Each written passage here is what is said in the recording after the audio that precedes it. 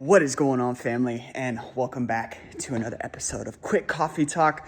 I'm going to have a long coffee talk for you on Monday because I was on a podcast yesterday and it's supposed to come out on Monday. But anyways, on that podcast, one of the things that and by the way, in regards to coffee, I was on a meeting and I just drank my coffee, so I'm not gonna make another one, but I did post a picture of it on my story, so there's your proof. Anywho, what we talked about, he asked, if someone was looking to change their life from a mindset perspective, like what's the first thing you would tell them?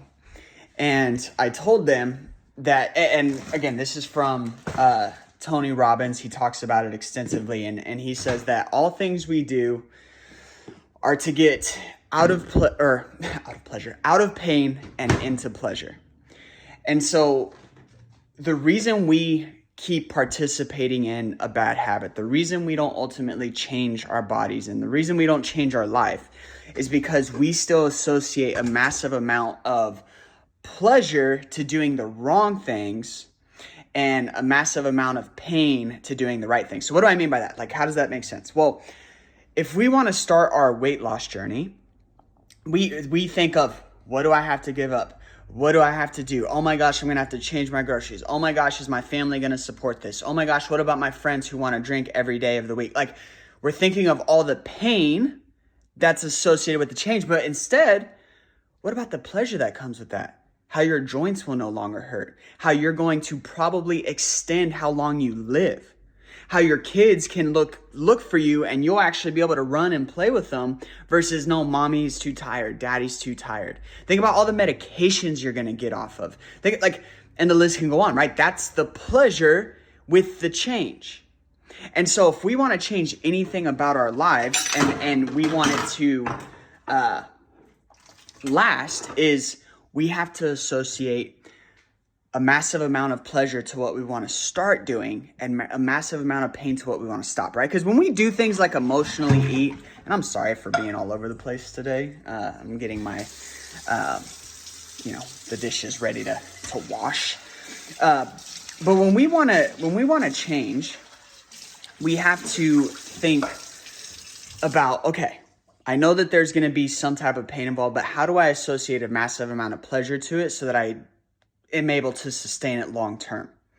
And so when we're looking at that change, I want you to think about all the pleasure that's going to be involved, not with all of the pain that's going to be involved. Because it's so easy to focus on, oh my gosh, I have to do this. Oh my gosh, I have to do that. But we have to change the way that we think. And so the first step in any type of change is your association of pain and pleasure. So what I was saying about the emotional eating part is the reason we emotionally eat, stress eat, binge eat, or whatever is because we think, and if we asked ourselves questions, we already know, but we think that if we emotionally eat, that it's going to make us feel better.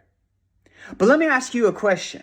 And you could be a smart aleck and be like, oh, well, it did make me feel better for a moment. Okay, well, that's why you're in the position that you're in. But let's really think about it. When you emotionally ate, was the problem or issue that you were trying to run away from, trying to medicate for, was it still there? Or did all of a sudden, oh yeah, my boss was a butthead, so I emotionally ate today. Was your boss still a butthead? Right? So you really did it for no reason. Do you feel better about yourself or do you feel worse? Well, I'll tell you, the people that I work with, they never feel like, oh, I emotionally ate and I just feel so proud today. No, they feel worse. And so when we do those things, it's because we're associating pleasure to it. And we need to remember the pain that comes with it.